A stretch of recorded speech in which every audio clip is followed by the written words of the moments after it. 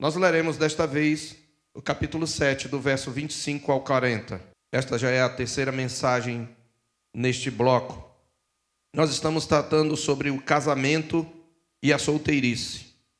E esta é a parte 3. E particularmente nesta noite eu quero falar sobre casamento, solteirice, liberdade e devoção no Senhor. Este seria o subtítulo desta noite. Casamento, solteirice, liberdade e devoção ao Senhor. Diz assim a palavra do Senhor. Com respeito às virgens, não tenho mandamento do Senhor. Porém, dou minha opinião como tendo recebido do Senhor a misericórdia de ser fiel. Considero, por causa da angustiosa situação presente, ser bom para o homem permanecer assim como está. Estás casado? Não procures separar-te. Estás livre de mulher? Não procures casamento. Mas, se te casares, com isto não pecas. E também, se a virgem se casar, por isso não peca. Ainda assim, tais pessoas sofrerão angústia na carne, e eu quisera poupar-vos. Isto, porém, vos digo, irmãos, o tempo se abrevia. O que resta é que não só os casados sejam como se o não fossem, mas também os que choram como se não chorassem, e os que se alegram como se não se alegrassem, e os que compram como se nada possuíssem, e os que se utilizam do mundo como se dele não usassem, porque a aparência deste mundo passa. O que realmente eu quero é que estejais livres de preocupações. Quem não é casado cuida das coisas do Senhor, de como agradar ao Senhor. Mas o que casou cuida das coisas do mundo, de como agradar à esposa. E assim está dividido. Também a mulher, tanto a viúva como a virgem, cuida das coisas do Senhor para ser santa, assim no corpo como no espírito. A que se casou, porém, se preocupa com as coisas do mundo, de como agradar ao marido. Digo isto em favor dos vossos próprios interesses. Não que eu pretenda enredar-vos, mas somente para o que é decoroso e vos facilite o consagrar-vos desimpedidamente ao Senhor. Entretanto, se alguém julga tratar sem decoro a sua filha, estando já a passar-lhe a flor da idade, e as circunstâncias o exigem, faça o que quiser, não peca, que se casem.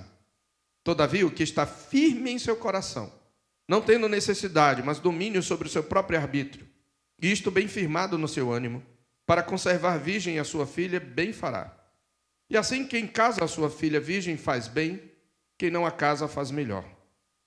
A mulher está ligada enquanto vive o marido.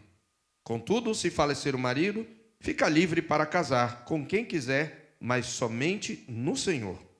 Todavia, será mais feliz se permanecer viúva, segundo a minha opinião. E também penso que também eu tenho o Espírito de Deus. Amém. O presbítero Davi já orou pela mensagem. Bom, meus irmãos, nós chegamos à parte final deste capítulo, onde o apóstolo volta a tratar diretamente sobre o casamento e a solteirice. Nós vimos que ele faz isto em resposta a uma série de perguntas que os coríntios teriam feito para ele. Você vai perceber que no capítulo 7, verso 1, ele diz: quanto ao que me escrevestes, é bom que o homem não toque em mulher. A propósito, como eu já falei, mas sempre tem gente nova, a partir de agora e até ali por volta do capítulo 11, o apóstolo Paulo vai tratar de questões que os coríntios apresentaram a ele, possivelmente numa carta. No capítulo 8, ele vai dizer, no que se refere à carta à carne sacrificada a ídolos, e ele vai tratar disso até o capítulo 10. Depois, no versículo 11, ou no capítulo 12, ele diz, a respeito dos dons espirituais.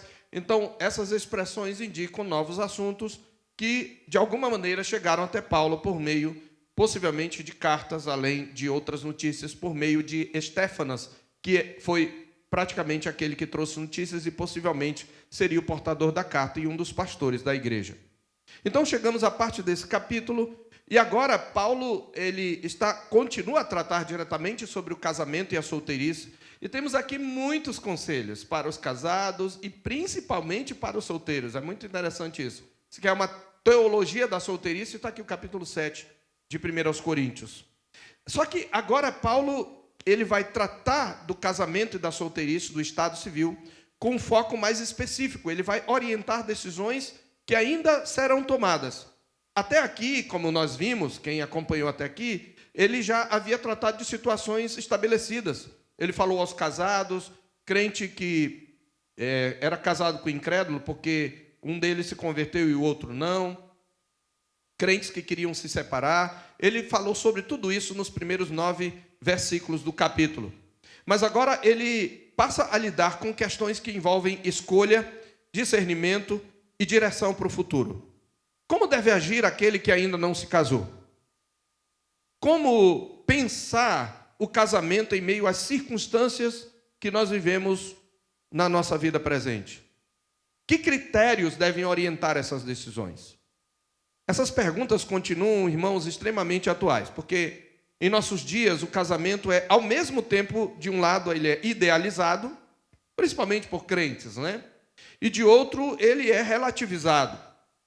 Para alguns, o casamento é visto como o caminho indispensável para a realização pessoal.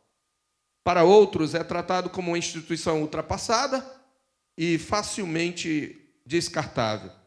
Ao mesmo tempo, a solteirice é, por vezes, encarada como um problema a ser resolvido e não como uma condição legítima. O solteiro muitas vezes se vê, principalmente a moça solteira, como uma pessoa de segunda classe. Ela foi como que desprezada, ficou no canto. Então, some-se a isso a realidade da viuvez e também do divórcio, que, embora não corresponda ao propósito original de Deus para o casamento, porque Deus odeia o divórcio, ele está presente, irmãos, na vida de muitos e traz consigo desafios reais. Então, diante desse contexto, as orientações de Paulo, elas se mostram particularmente relevantes. Ao responder a essas questões, ele não impõe regras rígidas, ele não estabelece um padrão único para todos, ele oferece uma orientação pastoral fundamentada na realidade em que os crentes vivem no chamado que receberam de Deus. Nós vimos, a semana passada, tratou do princípio que norteia as orientações de Paulo, dos versículos 17 a 24. Nós vimos que tanto o casamento como o celibato são vocações. Na verdade, até o status social é uma vocação. Deus nos chama numa determinada situação, em um determinado conjunto de circunstâncias, e quer que nós o glorifiquemos naquele conjunto de circunstâncias. Nós vimos que até as questões relacionadas à nossa saúde são parte do chamado de Deus para nós, de glorificá-lo, de proclamar o seu nome e fazer Cristo conhecido no contexto em que nós estamos. E nós vimos isto claramente na mensagem anterior. Então aqui Paulo vai oferecer orientação pastoral, fundamentada naquele princípio e na realidade que os crentes vivem, no chamado que receberam de Deus. E ao mesmo tempo, nós devemos ter em mente que o contexto original de Paulo é o 1º século. Isso é muito importante aqui.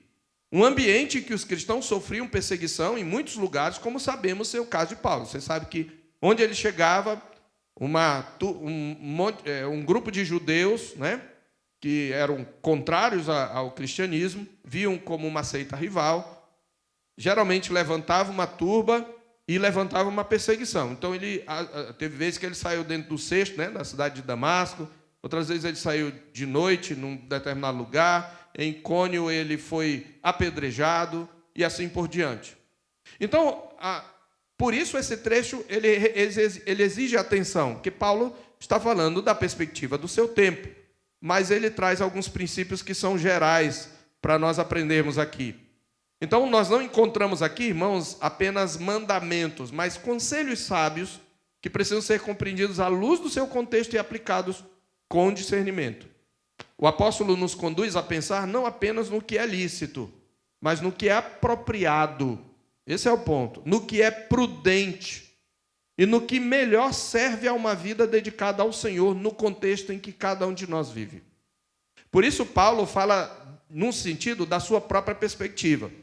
Não devemos esquecer, no entanto, de que ele é um apóstolo falando sobre a autoridade do Senhor. Não é uma mera opinião, mas, ao mesmo tempo, é um conselho para nos dar parâmetros. E ele, obviamente, vai escrever a partir da sua perspectiva, da sua própria experiência. Mas, ao mesmo tempo, ele vai dizendo, eu tenho o Espírito de Deus. Eu recebi a misericórdia de ser fiel. Então, nós temos aqui conselhos prudentes, inspirados, infalíveis, e o que vai mostrar a melhor vida que nós podemos ter, as melhores escolhas em relação a casar ou não casar. E Para nós lembrarmos, na mensagem anterior, nós vimos que a vocação, o chamado, governa toda a vida cristã. Não é? O apóstolo Paulo já nos ensinou que, em última instância, sem anular a nossa responsabilidade por nossas escolhas, a condição em que nós vivemos, ela está inserida no modo como Deus chama, designa e conduz a vida do seu povo. No verso 17, no verso 20 e no verso 24, Paulo diz: cada um permaneça na vocação em que foi chamado. Nós vimos também que essa vocação, ela relativiza as condições circunstanciais externas e ela redefine nossa identidade à luz da nossa relação com Cristo. Paulo não só trata do estado civil, mas ele fala até mesmo aos escravos daquela época. Você é escravo? Bem, se você puder se libertar, aproveite a oportunidade, mas não faça disso o centro de tudo. Não faça disso a razão da sua felicidade. Não ache que ser escravo o limita de servir a Deus, porque você foi chamado nessa condição para glorificar a Cristo nessa condição. E nós já argumentamos na mensagem passada, não vamos fazer isto aqui, você pode assistir lá, que Paulo não está apoiando a escravidão. O que Paulo está dizendo é que há certas condições nas quais os homens nos colocam, nas quais nossas escolhas erradas nos colocam, e nas quais nós muitas vezes ficamos de maneira permanente, e que nós somos chamados para servir a Deus e glorificá-lo naquela condição. E esse é o ponto. A vocação que Deus nos deu, ela relativiza condições circunstanciais externas. Estar solteiro, estar casado, ter saúde, estar doente. Ok? Ser um empregado, ser um patrão. Porque a vocação redefine a nossa identidade à luz da nossa relação com Cristo. Ele diz: o que é escravo é livre no Senhor. E o que é liberto, ele é escravo de Cristo. Ele diz isso dos versos 18 a 23.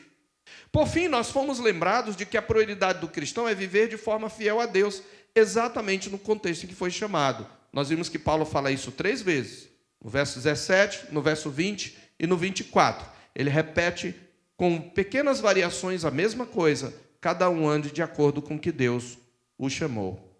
Agora, meus irmãos, então, chegando ao nosso texto, Paulo retoma a questão do casamento e da solteirice, mas o faz à luz desse princípio já estabelecido. Então, nós temos que tê-lo em mente.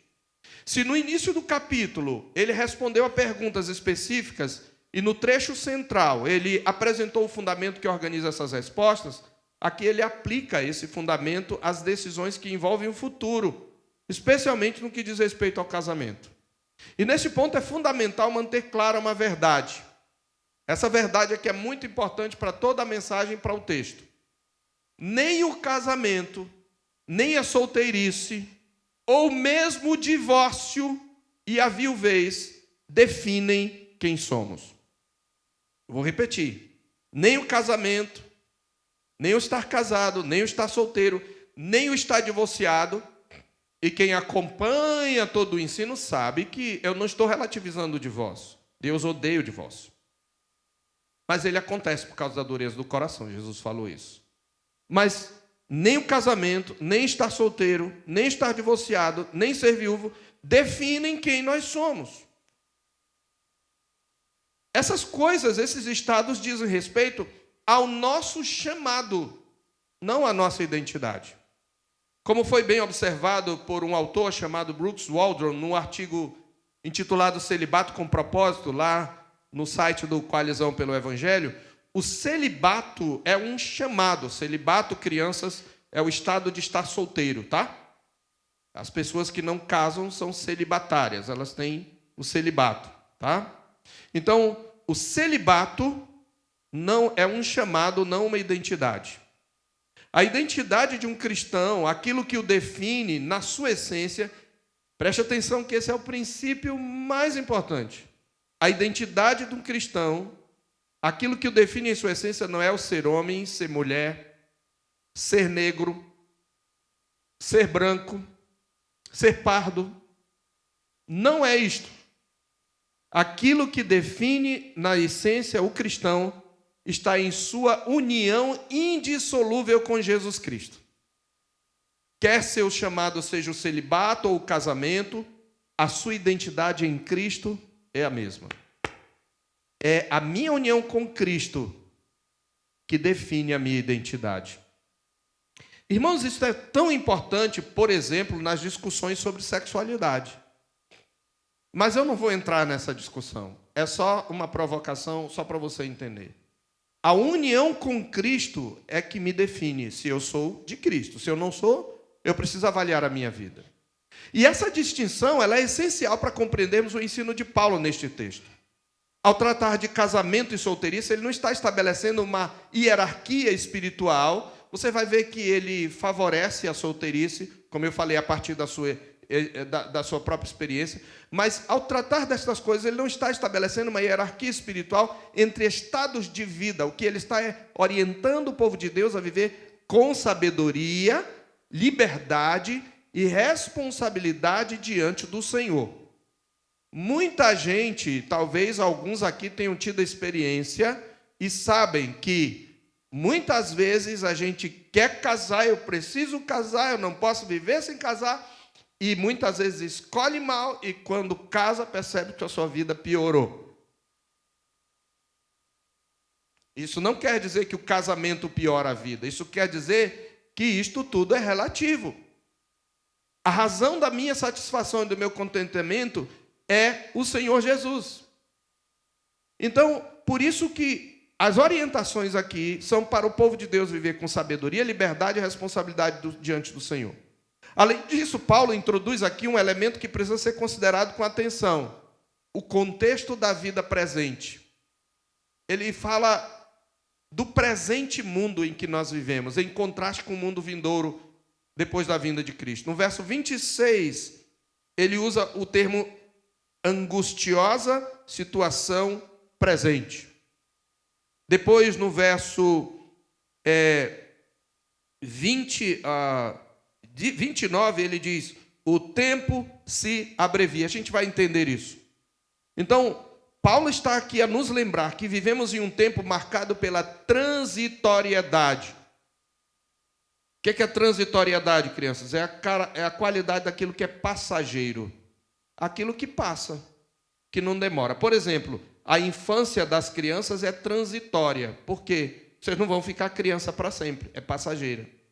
Então, o tempo que nós vivemos é marcado pela transitoriedade, e essa realidade da transitoriedade do mundo deve influenciar a forma como tomamos decisões.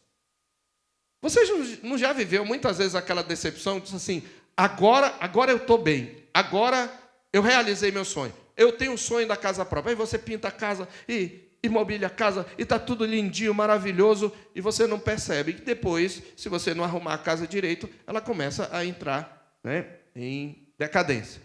Aí despenca uma porta, a criança risca uma parede, o telhado começa a ter goteira, o forro racha. E aí, quando você vai ver, aquilo não está mais tão bonito. Porque tudo é transitório. Mesmo que você faça uma reforma, vai ter que fazer de novo. Então, o que está em jogo aqui, irmãos, não é apenas o que é permitido ou proibido em termos de casar ou ficar solteiro, mas o que melhor favorece uma vida de devoção ao Senhor no presente século. Então, ao longo deste trecho, nós veremos como o apóstolo orienta os crentes a lidarem com o casamento e a solteirice, e até mesmo a viuvez, à luz de 3 aspectos fundamentais, que são os 3 pontos da nossa mensagem. Lembra, eu estou trazendo aqui os 3 pontos, mas eu vou falar diferente quando eu falar dos pontos, né? Os irmãos já falam. Primeiro, como é que eu vou decidir acerca de casar ou não? São 3 aspectos que vão me ajudar. Primeiro, o contexto em que eu vivo. Segundo, a natureza passageira da vida presente. E terceiro, o chamado a uma devoção íntegra ao Senhor. Decidir sobre o que eu vou fazer com minha filha, ou meu filho solteiro, ou o que eu vou fazer com a minha solteirice, ou mesmo o meu casamento, ou a minha viuvez, ou a minha situação de divórcio, toda a decisão tem que ser tomada tendo em mente o contexto em que eu vivo, ou o contexto do mundo de hoje. Segundo, a natureza passageira da vida presente. E terceiro, o chamado que eu recebi a ter uma devoção íntegra ao Senhor. Então, essa é a sessão, e eu quero colocar aqui, nesse ponto.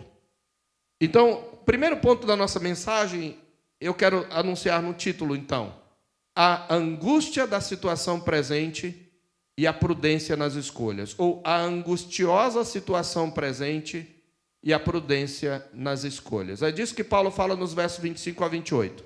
Observe como ele inicia esse bloco. Ele começa tratando de um grupo específico, ele vai tratar de um conselho específico. Quanto às virgens, verso 25. Era muito comum que a moça, ainda virgem, o seu pai, de alguma maneira, os seus pais procurassem um esposo para ela. Era desejável que ela se casasse. Normalmente os pais é que participavam desse trato. Então, olha o que ele diz. Com respeito às virgens, não tenho mandamento do Senhor, porém dou minha opinião, como tendo recebido do Senhor a misericórdia de ser fiel. O que ele está dizendo não há nada escrito, Lembra que ele diz, quando ele diz, digo eu, não o Senhor, digo não eu, mas o Senhor, é porque o Senhor falou sobre divórcio, por exemplo, em Mateus 19. Mas há uma outra situação, que é a de abandono, em que não havia nada escrito. Então ele está legislando, mas temos que lembrar que ele é apóstolo. E ele está falando na autoridade do Senhor. E Paulo então esclarece que ele não tem mandamento direto do Senhor sobre esse caso, mas ele oferece o seu parecer como alguém que recebeu misericórdia para ser fiel. Portanto, o seu conselho precisa ser considerado. Então isso é importante, porque o apóstolo não está diminuindo a autoridade do que diz, mas está indicando que estamos diante de uma orientação pastoral aplicada, casuística, e não de uma ordem universal dada previamente por Cristo. E logo em seguida ele introduz esse elemento que é decisivo para a compreensão de todo o texto. Veja, eu não tenho o mandamento do Senhor, mas eu quero que vocês considerem a primeira coisa, a angustiosa situação presente. Por isso o nosso ponto é a angustiosa situação presente e a prudência nas escolhas. O que é angustiosa? A situação presente é uma situação que gera uma angústia nas pessoas. É isso que Paulo está dizendo. Ele está apontando, então, para um contexto específico de dificuldade, pressão e instabilidade. A gente não sabe com precisão, irmãos, a natureza da angústia de que Paulo está falando. Mas é evidente que se tratava de um tempo marcado por tensões reais para a igreja, o que influenciava diretamente a forma como decisões relacionadas ao casamento deveriam ser consideradas. E aí nós temos que olhar para o contexto de Paulo e deduzir que ele está falando desse ponto de vista. Imagine Paulo, casado, tendo que sair de uma cidade para outra perseguido, às vezes num cesto, e Paulo então casado e com 5, 6, 7, 8, 9, 10 meninos. Seria mais complicado para ele. E casou é para ter filho. Só não quer ter filho, não casa. Então Paulo escolheu permanecer solteiro. Alguns dizem que ele seria viúvo ou que a mulher se separou depois da conversão dele. De todo modo, ele estava no estado de solteirice.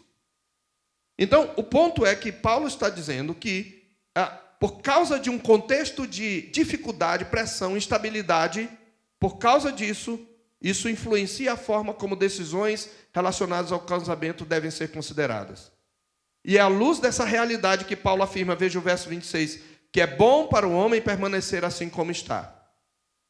Como é que ele está? Se você está casado, não se separe. Se você está solteiro, não procure casamento. Irmãos, é preciso dizer que essa recomendação de Paulo não estabelece um princípio absoluto. Claro que no caso de casado é um mandamento permanecer casado. Mas Paulo está trazendo uma orientação pastoral e um chamado à prudência, que era adequado àquele momento. Isso explica o tom do texto. Paulo não proíbe o casamento, mas também não apresenta como a melhor opção em todas as circunstâncias. Então ele reforça isso com perguntas diretas. Veja o verso 27. Estás ligado à mulher, não procures separar-te. Estás livre de mulher, não procures casamento. Mas você lembra, Paulo já tinha falado o verso 9. Caso, porém, não se dominem, que se casem, porque é melhor casar do que viver abrasado. Então, se você vive abrasado, é melhor casar. Mas nem todo mundo tem isto. Nem todo mundo tem essa dificuldade. E o ponto, então, é esse. Não é a imobilidade, mas a prudência. Eis como podemos resumir o princípio, irmãos. Aqui vem um princípio importante que resume tudo isso. Diante de um contexto difícil, decisões que acrescentam novas responsabilidades devem ser cuidadosamente avaliadas. Vou repetir. Você está no determinado estado. Então, diante de um contexto difícil, decisões que acrescentam novas responsabilidades devem ser cuidadosamente avaliadas. Quando você casa, você assume novas responsabilidades. E tem gente que esquece disso. Casa e quer permanecer na 5ª série, jogando videogame, enfim. Não. Entende? Por isso você precisa pensar. Ok? Então, ainda assim, Paulo mantém o equilíbrio. Se te casares, verso 28, com isso não pecas. O casamento continua sendo legítimo. Ele não está criando qualquer sombra de culpa sobre quem decide casar. No entanto, ele acrescenta uma observação realista. Tais pessoas sofrerão angústia na carne. Verso 28. Isso é muito legal, sabe por quê? Porque nós temos um solteiro falando aqui. E isso traz uma lição que eu quero colocar num parênteses. A gente precisa ouvir os solteiros. Eles têm algo pelo qual podemos aprender. Nota, percebe? O solteiro não é um crente de 2ª classe. Exceto quando ele está enrolando, né? O sujeito namora a menina 9 anos e... Não. Aí é enrolação.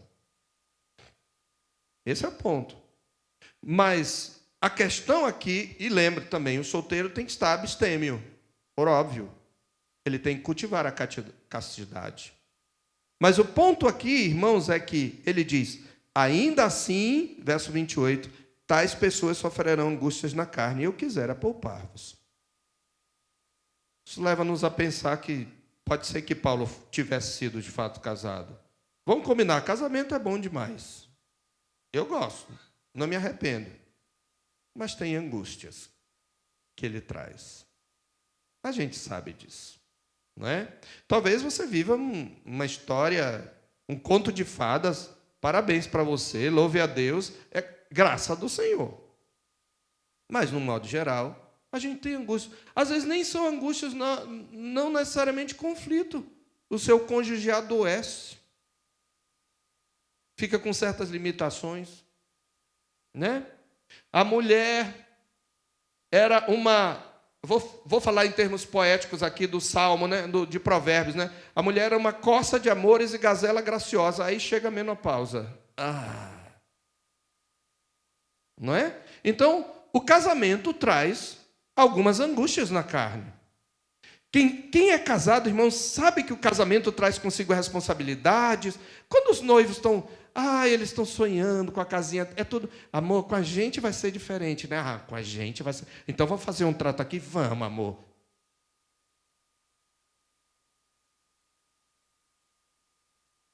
Eu não sei quanto tempo vai passar. Depois que a máscara cair na lua de mel, algumas coisas vão ser descumpridas. Eu não estou dizendo que você não pode continuar vivendo um romance. Eu vivo. Certo? Mas o que eu estou dizendo é, não funciona assim numa coisa perfeita. Quem é casado sabe que o casamento traz consigo responsabilidades, demandas e complexidades que em tempos de crise podem se tornar ainda mais pesadas. E ao dizer isso, Paulo declara o seu propósito, verso 28. E eu quisera poupar-vos. O que eu quero é poupar vocês. Então, a orientação de Paulo não é restritiva, ela é protetiva. E presta atenção, isso é para os solteiros, tá? Você que é o casado, te vira, você já está aí, não sai daí, não sai daí. Porque você fez uma aliança. E óbvio, tem como você viver uma vida de qualidade. Mas o ponto aqui, ele está falando para quem ainda está pensando em casar. Ele não está limitando a liberdade dos crentes, mas está ajudando a exercê-la com sabedoria. Que conselho para os solteiros, né? Aí dá para baixar um pouquinho a bola, calma, respira. Esse é o ponto. Então, nós aprendemos nesse primeiro bloco que decisões relacionadas ao casamento não devem ser tomadas de forma isolada ou idealizada. Elas precisam considerar o contexto em que vivemos e elas precisam ser avaliadas à luz daquilo que favorece uma vida fiel ao Senhor. Então, em segundo lugar, versos 29 a 31, nós vamos ver a transitoriedade da vida presente e o redirecionamento das prioridades. Nós vimos a angustiosa situação presente e a prudência nas escolhas. Agora, em segundo lugar, Paulo vai falar sobre a transitoriedade da vida presente e o redirecionamento das prioridades. Lembra aí, crianças, transitoriedade é a qualidade daquilo que é passageiro. Então, a vida presente é passageira. Uma hora a gente está com saúde, depois a saúde passa. Eu sei o que é isso, né? 58 anos, não tenho mais a mesma energia, né? E a gente sabe quando está ficando velho, quando os jovens começam a se preocupar. Ontem eu fui me balançar lá no DJP, balançar no balanço. Tão pertinho, só porque eu estava balançando bem alto. A pessoa, pastor, amanhã tem culto, o senhor vai pregar. A maioria dos jovens ficaram assim, pastor, né? A gente sabe que passa. Então, a vida é transitória. Você não vai ser jovem para sempre, você não tem saúde o tempo todo, você nem sempre está com dinheiro, nem toda vez você está liso. Paulo, então, vai aprofundar o argumento introduzido anteriormente, ampliando a perspectiva do ouvinte. Observe o verso 29. Isto, porém, vos digo, irmãos, o tempo se abrevia. Essa é a palavra que mostra a transitoriedade. O tempo se abreviar. Abreviar é encurtar. O tempo se encurta. Então, com essa declaração, o apóstolo dirige o nosso foco das circunstâncias imediatas para a natureza da própria realidade em que nós vivemos. Nós vivemos num mundo passageiro, esse mundo vai ser destruído. É isso que a Bíblia diz. Deus vai criar novos céus e nova terra. Então, essa expressão indica que a vida presente é marcada por limitação e brevidade, mas a gente teima em viver como se fosse ficar aqui para sempre. Então, não se trata apenas de um momento difícil, como a presente angústia do verso 26, mas de uma característica permanente desse mundo. Qual é a característica permanente desse mundo? A sua transitoriedade. João vai dizer, ora, o mundo passa, bem como sua concupiscência, aquele, porém, que faz a vontade de Deus permanece para sempre. Então, o tempo não é apenas curto, o tempo está em processo de redução, o tempo se abrevia, o tempo está se encurtando, está se caminhando para o fim. Você que não tem Cristo, você que ainda não se converteu, que não resolveu sua vida diante de Deus, a vida é curta, meu amigo. Você não sabe o que é o dia de amanhã, e a qualquer hora Cristo pode chegar, o tempo se abrevia. E à luz dessa realidade é que Paulo apresenta uma série de afirmações que à primeira vista podem parecer radicais. Veja o que ele diz. Ora, isto porém vos digo, irmãos, verso 29, o tempo que se abrevia. O que resta é que não só os casados sejam como se o não fossem. O que é que ele está dizendo? Então tem que viver como... então tá bom, pastor. Então eu vou viver como se eu não fosse casado, eu vou viver uma vida de solteiro. Não é isso que ele está dizendo. O que ele está dizendo é que eu não devo me apegar a isso como a fonte da minha felicidade. Mas ele também diz que os que se alegram como se não se alegrassem, os que compram como se nada possuíssem, e os que se utilizam do mundo como se dele não usassem, porque a aparência deste mundo passa. Ele está dizendo, não se apegue a nada nesta vida passageira, a nada.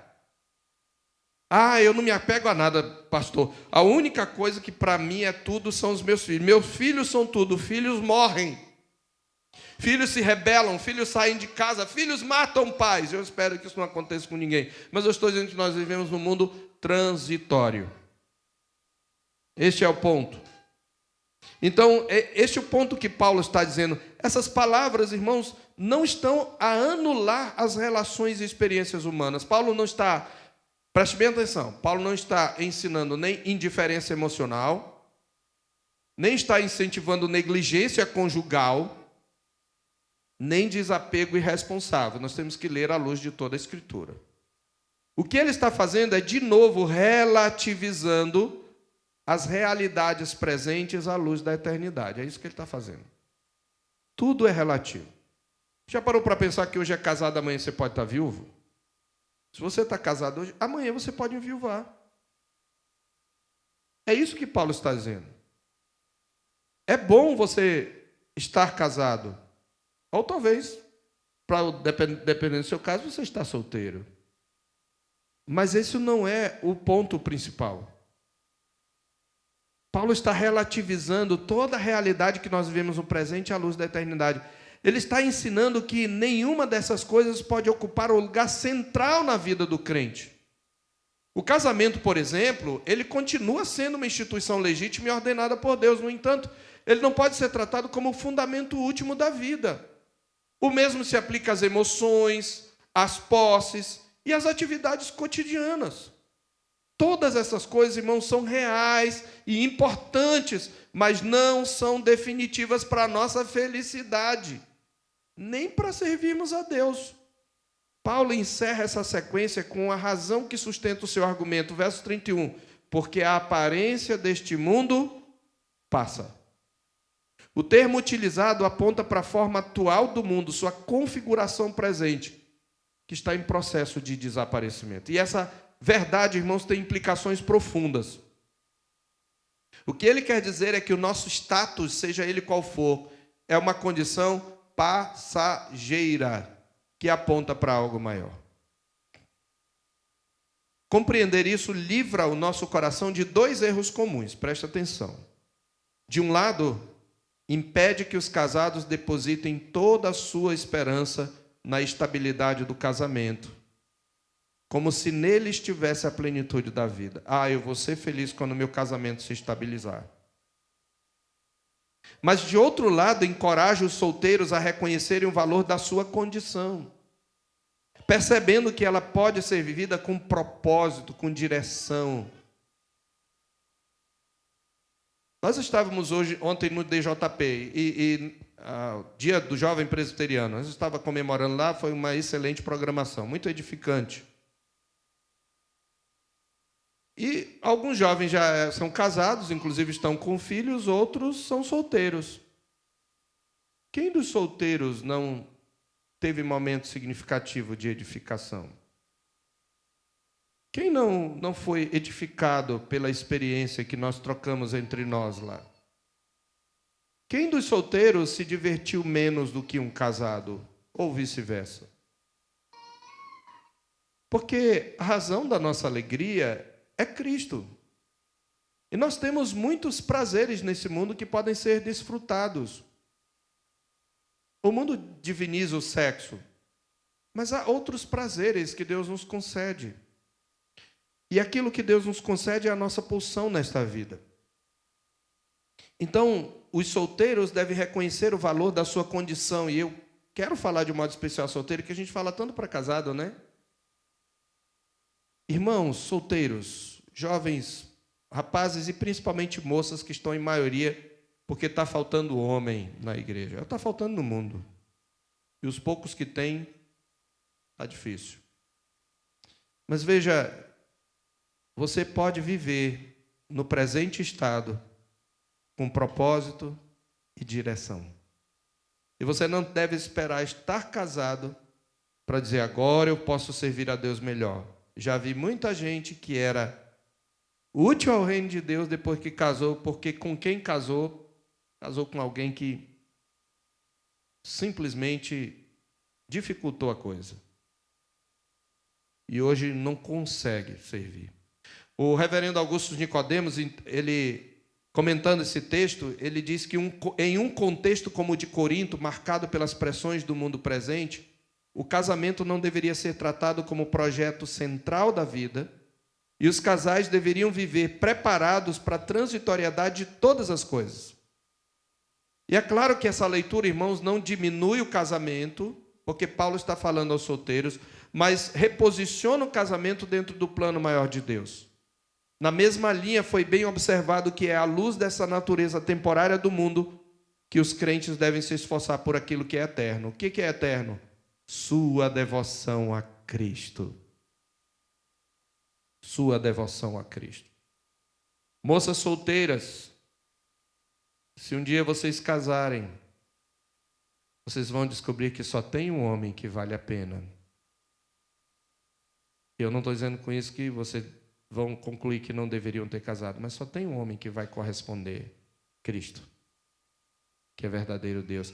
E as casadas também podem contar com Ele, aquele que é verdadeiro Deus e verdadeiro homem.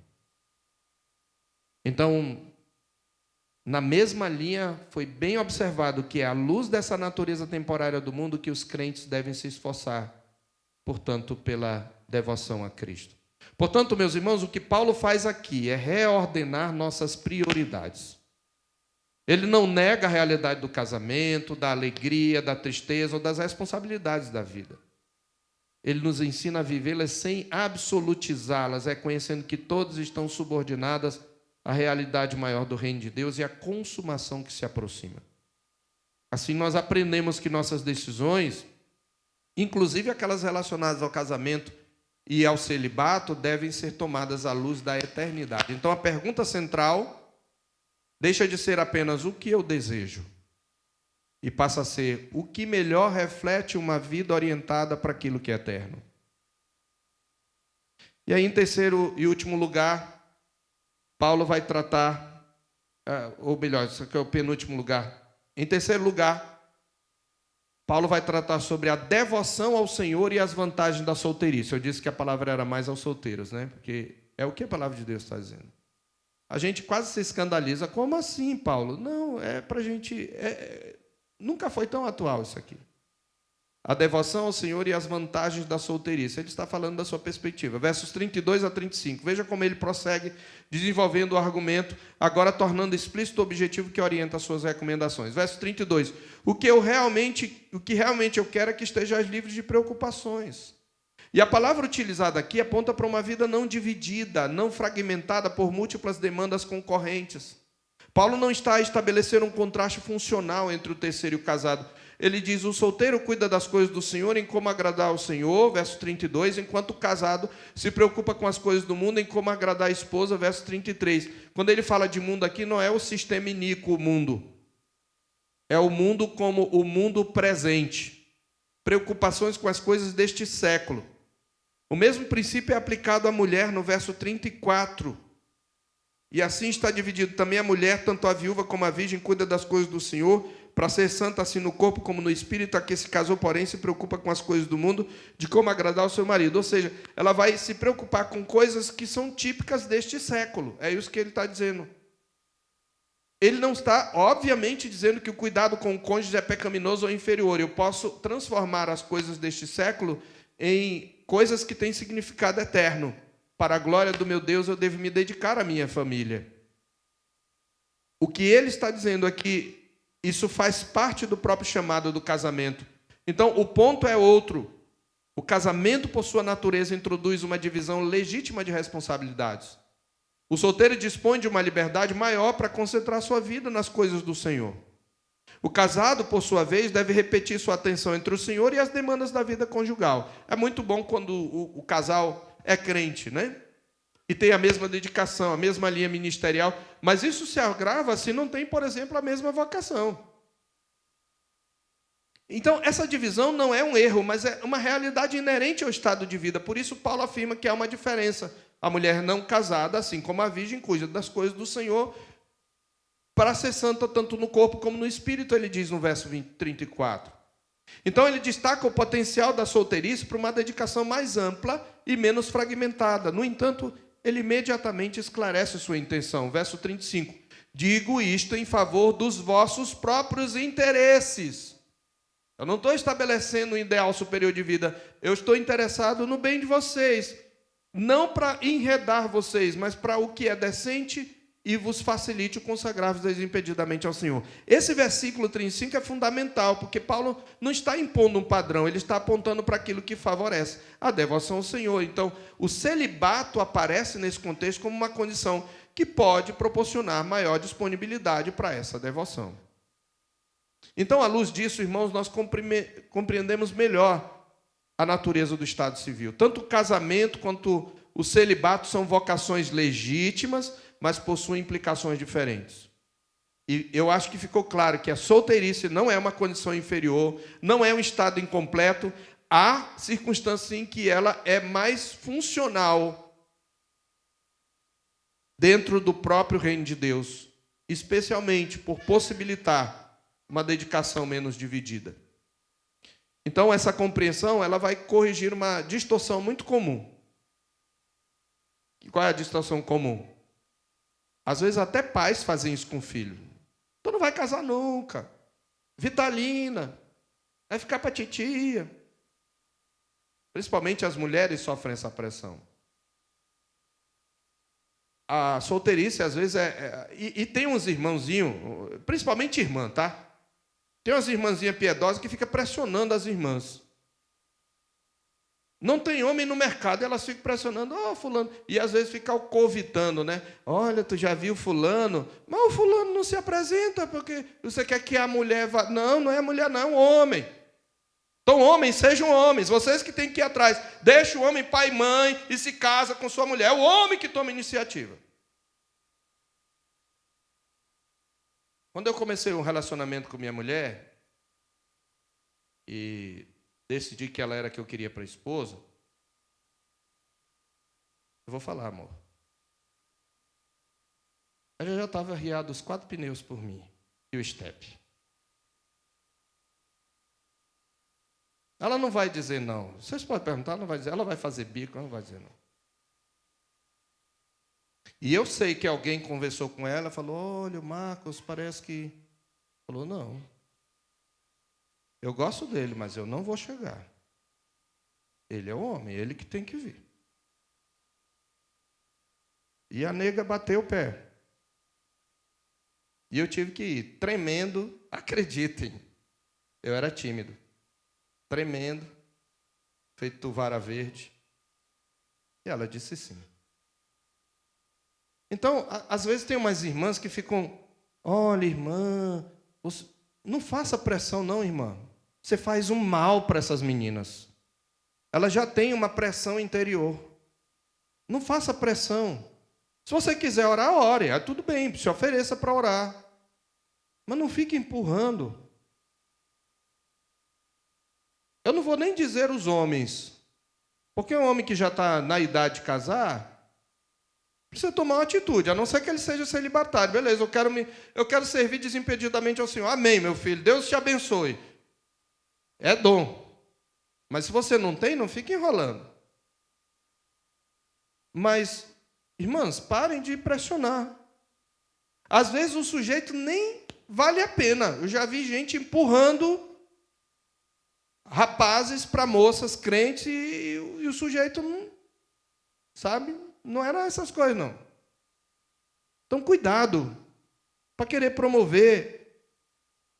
Os irmãos sabem, eu não coloco impedimento. Mas o ponto é que nós precisamos entender que há certos aspectos da solteirice que são mais funcionais para o reino de Deus. E isso é muito bom. Porque tem muita gente que é solteira não porque escolheu, não apareceu oportunidade. Então, a solteirice não é apenas uma fase de transição ou um problema a ser resolvido. O ensino de Paulo mostra que ela pode ser vivida de forma plena, com propósito e direção espiritual. Além disso, essa condição, você já parou para pensar que a condição de solteiro, ela aponta para uma realidade mais profunda?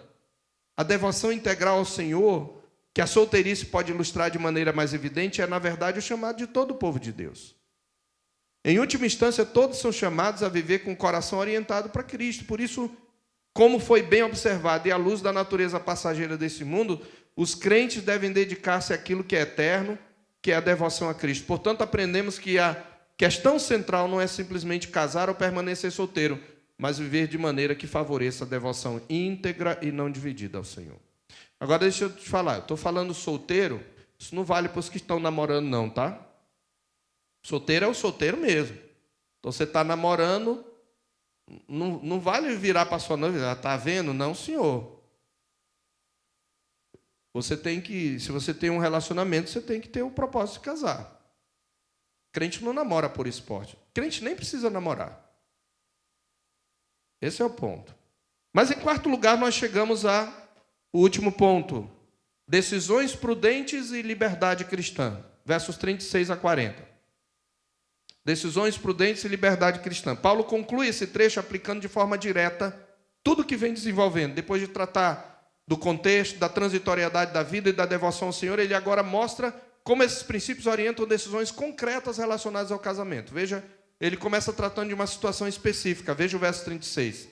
Alguém que julga estar procedendo de maneira imprópria para com a sua filha virgem, caso ela permaneça solteira. Permanece solteiro, o pai ainda não ofereceu. Lembra que naquele tempo era assim, né? O pai ainda não ofereceu para o casamento. Diante disso, Paulo afirma que se há forte inclinação para o casamento, se a situação assim o requer, faça o que quiser, não peca que se casem. Essa afirmação é importante porque ela reafirma algo que já foi dito anteriormente. O casamento é legítimo. Ele falou isso no verso 28. Então não há culpa em casar. Paulo não estabelece barreiras artificiais, nem transforma a solteirice em uma exigência espiritual. Por outro lado, ele apresenta a alternativa. O que está firme em seu coração, não tendo necessidade, mas domínio sobre o seu próprio querer, e resolveu no seu coração guardar a sua filha, bem fará.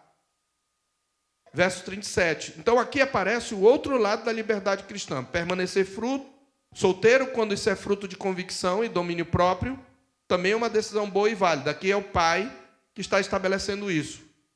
Então, o ponto central, irmãos, é que ambas as decisões, casar ou permanecer solteiro, são legítimas diante de Deus, desde que tomadas com discernimento e responsabilidade. Então, Paulo não impõe um caminho único, mas orienta o crente a agir com maturidade espiritual. E por isso ele resume no verso 38 essa ideia, afirmando assim: quem casa faz bem, quem não casa faz melhor. Então essa expressão precisa ser entendida de novo à luz de todo o contexto. Melhor aqui não indica superioridade moral, mas vantagem prática em relação àquilo que ele já vinha argumentando. Uma vida menos dividida, mais disponível para o Senhor, especialmente em tempos difíceis. Então, na sequência, Paulo trata das viúvas. Observe aí. Verso 39. A mulher está ligada enquanto vive o marido, mas se falecer o marido, fica livre para casar. A viúva pode casar com quem quiser, mas somente no Senhor. Sabe o que quer dizer? Só com crente. Tá? O diabo não pode ser teu sogro. Se você é crente, tem que ser com crente. Isso vale para as solteiras também, certo? Então, por fim, ele acrescenta: será, porém, mais feliz se permanecer assim, segundo o meu parecer. Novamente, ele está apresentando uma recomendação, não uma imposição. Veja, ele orienta, aconselha e aplica o princípio, mas sem constranger a consciência.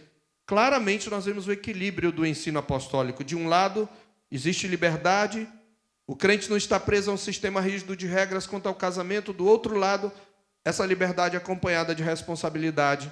As decisões devem ser tomadas com domínio próprio, consideração pelas circunstâncias e submissão à vontade de Deus.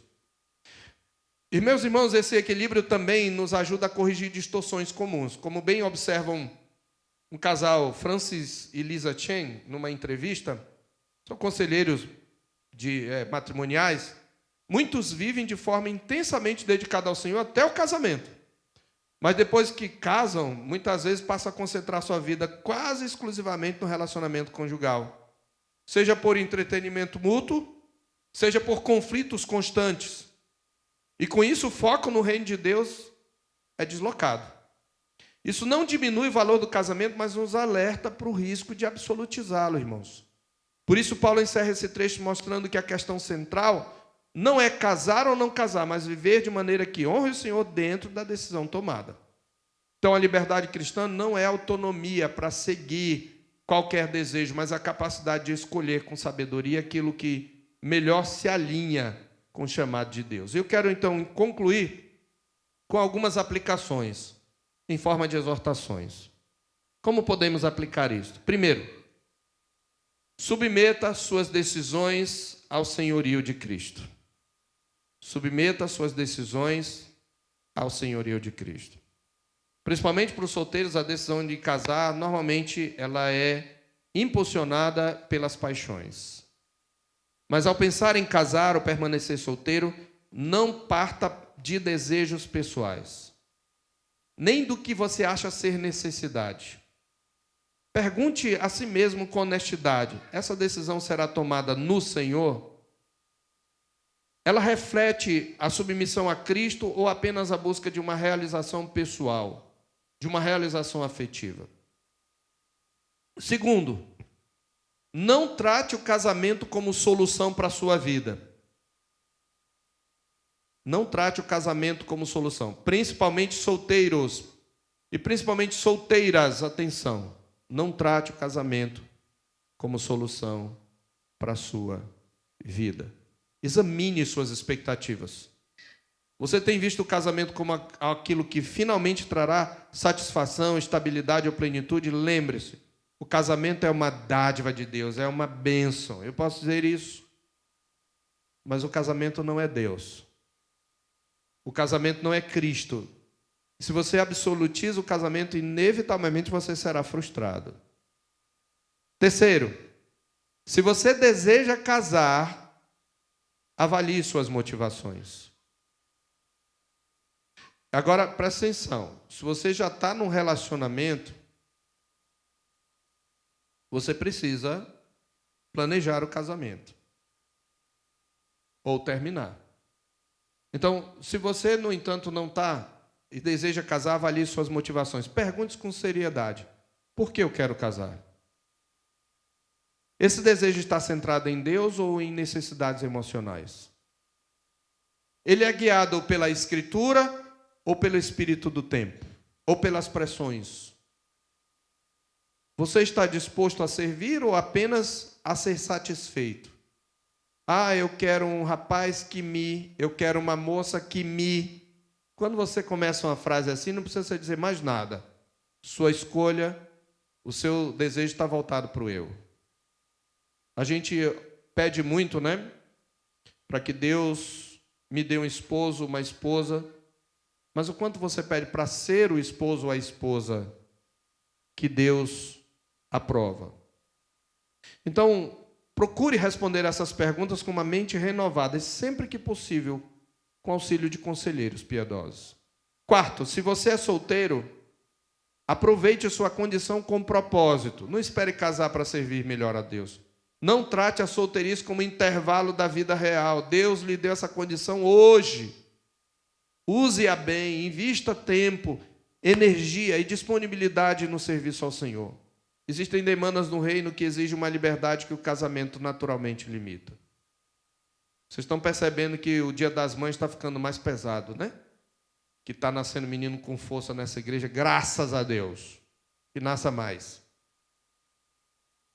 Mas a gente conta com os homens e as moças solteiras, ou as que são casadas, mas não são mães para trabalhar, porque mãe não trabalha no Dia das Mães.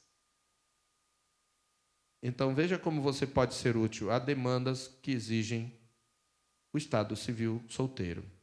Quinto, não permita que os seus afetos governem suas decisões. O texto nos chama ao domínio próprio, no verso 37. Então, os seus sentimentos são reais, mas não são guias seguros por si mesmos. Submeta seus desejos à vontade de Deus e à sabedoria da sua palavra.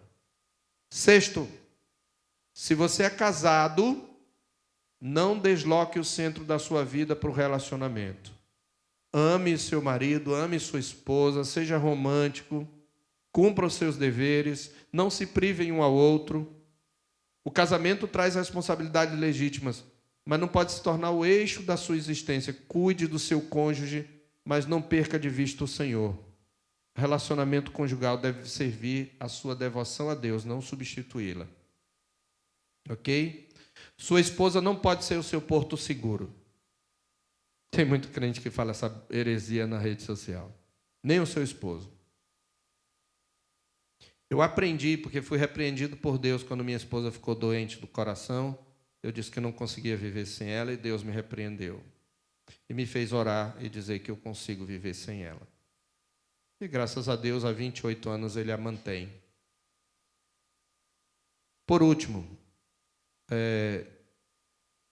só mais duas. Aprenda a decidir com liberdade responsável. Em sétimo lugar, você é livre para decidir, mas não sem critérios. A sua liberdade tem que ser recebida, tem que ser exercida com sabedoria, à luz da sua vocação, das circunstâncias que você vive, da transitoriedade da vida e do seu compromisso com Cristo. E por último, busque satisfação plena em Cristo. Seja solteiro ou casado, meu amigo, se você não tem Cristo na sua vida, se Ele não é o centro, vai sempre faltar alguma coisa. Seu esposo não pode preencher, sua esposa não pode preencher. Nenhum relacionamento humano pode preencher. A sua falta aponta para Cristo. Então, ao longo desse capítulo, irmãos, Paulo tratou de questões profundamente práticas à luz de princípios espirituais e nos mostrou que casamento e celibato são apenas estados de vida. Não são apenas estados de vida, mas contextos nos quais somos chamados a glorificar a Deus. Na primeira parte vimos a santidade deve ser vivida dentro das circunstâncias em que nos encontramos. E na segunda parte aprendemos que a vocação governa toda a vida cristã. E nessa última parte fomos ensinados a tomar decisões à luz da transitoriedade da vida e da devoção ao Senhor. E o ponto central é este: não é o status que define sua vida diante de Deus, mas a forma como você vive o chamado que recebeu. O casamento não o torna mais completo, a solteirice não o torna menos, e em ambos os casos você é chamado para viver para Cristo. Porque a aparência desse mundo passa, irmãos. As condições mudam, os estados se transformam, mas há algo que permanece: o chamado de Deus e a necessidade de viver diante dele. Portanto, não organize sua vida em torno do seu status. Organize sua vida em torno de Cristo. Viva de maneira que em qualquer condição você possa dizer que sua vida está orientada para aquilo que é eterno. E assim, seja no casamento, seja na solteirice, glorifique a Deus com seu status. Vamos orar? Louvamos o teu nome, ó Deus, pela tua palavra que nos exorta claramente, que nos consola, que nos corrige, que nos repreende, que nos orienta. Ó Senhor, ajuda-nos a introjetar essas verdades em nosso coração. Avaliar a nossa vida, as nossas atitudes, os nossos afetos e o que estamos colocando no centro da nossa vida. Acima de tudo, Senhor, que Cristo seja o nosso centro. Aplica a tua palavra ao nosso coração, a cada um segundo a sua necessidade. Nós rogamos em nome de Jesus. Amém.